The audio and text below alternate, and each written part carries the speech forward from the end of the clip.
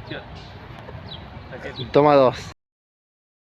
Hola, hola chicos, buenas tardes. Estamos aquí para comenzar a grabar nuestro video sobre la ley 1420 y sus antecedentes, junto a mi compañero Kevin y mi compañera Raquel Ipe, junto Sí. a nuestro cámara y coproductor Nahuel Quispe. El carácter de la enseñanza hasta 1883. La sanción de la Ley de Educación Común llenó la aspiración más sentida de la época, que nació con los ideales de Mayo y que culminó al promulgarse la Ley 1420, destinada a organizar la escuela primaria para la educación del pueblo. Belgrano, Moreno y Rivadavia son los precursores de la educación primaria en los albores de nuestra emancipación nacional. Los ideales de Belgrano, impresos en el Correo de Comercio y en el Reglamento para la Escuela, cuyos 24 artículos lo componen, muestran su ideal educativo, en los que fija los caracteres que deben reunir los maestros para que la virtud y la honradez sean ejemplos que realicen la conciencia popular y sean la base de los ideales democráticos, recalcando el valor moral y el patriotismo. No ajena a la idea educativa son resoluciones que toma la primera Junta de Gobierno cuando crea la Biblioteca Nacional, cuyo texto redactado por Moreno hace ver que solo se avanza cuando se instruye al pueblo. Bernardino Rivadavia es quien más tarde puede realizar la mayor obra. En 1812, en el informe sobre la creación de la escuela, dice en conclusiones que nos resta triunfar de nosotros mismos por más de 3 siglos. Nos resta conocer lo que somos, lo que podemos y lo que debemos adquirir.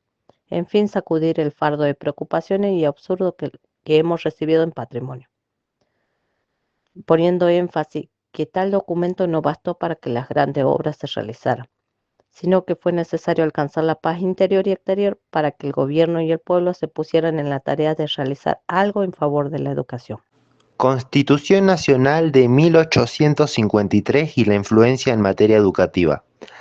Con las vicisitudes pasadas en materia educativa, los constituyentes del año 1853 trazaron en nuestra ley fundamental las bases de la educación pública.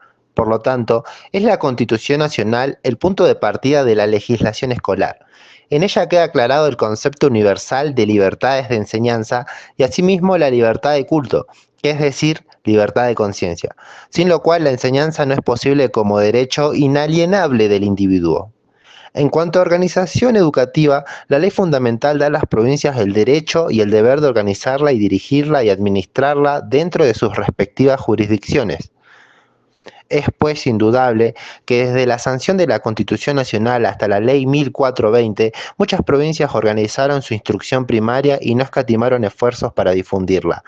La Ley de Subvenciones Escolares de 1871 contribuyó a dar un impulso poderoso y tuvo gran influencia en el desenvolvimiento de la educación primaria en las provincias. Gran influencia en el desenvolvimiento de la educación primaria en las provincias. En 1875, la provincia de Buenos Aires y La Rioja cedieron su ley.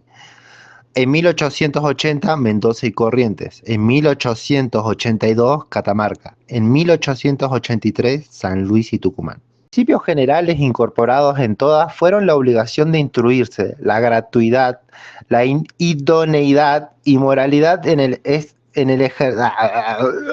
Principios generales incorporados en todas fueron la obligación de instruirse, la gratuidad, la idoneidad y moralidad en el ejercicio de la profesión, el gobierno de la enseñanza por organismos colegiados, la asignación de recursos, etc.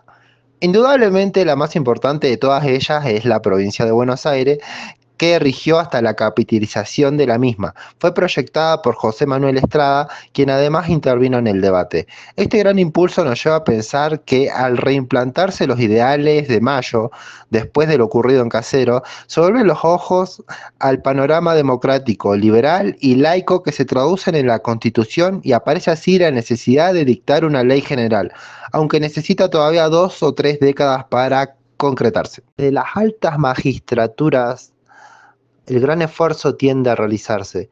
Mitre, Sarmiento y Avellaneda destinaron sus esfuerzos a fijar las directivas permanentes de nuestra educación nacional. Mitre consideró que es un deber fundamental del Estado propagar la educación sistemáticamente, educando a la comunidad, emancipándola física y moralmente. Sarmiento vio en la educación la medida de la civilización del pueblo, llevándolo a hacer descansar en la escuela la transformación y perfeccionamiento de la sociedad.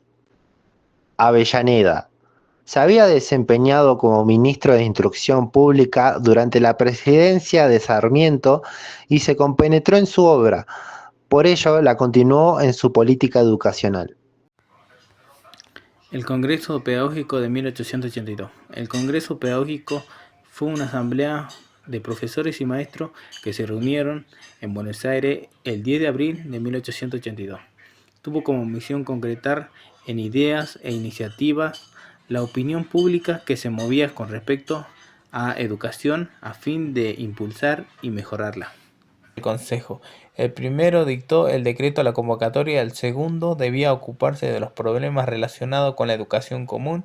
A este congreso fueron invitados gobernadores, legisladores, educadores y representantes de la nación extranjera, provincias, entidades privadas. Fueron designados presidentes del mismo Onésimo y Leguízamo. El día de la apertura, el Poder Ejecutivo decretó feriado nacional, lo que demostró el apoyo y la importancia de que este congreso significaba. Las deliberaciones duraron un mes y fueron muy amplias y completas. Ellas fueron desde el gobierno de la escuela, el método de enseñanza del programa, enseñanza rural, educación de las mujeres, higiene, etc. El congreso clausuró el 8 de mayo y las oportunidades hablaron con el presidente de la Nación y el Ministerio de la República, el doctor Wilder.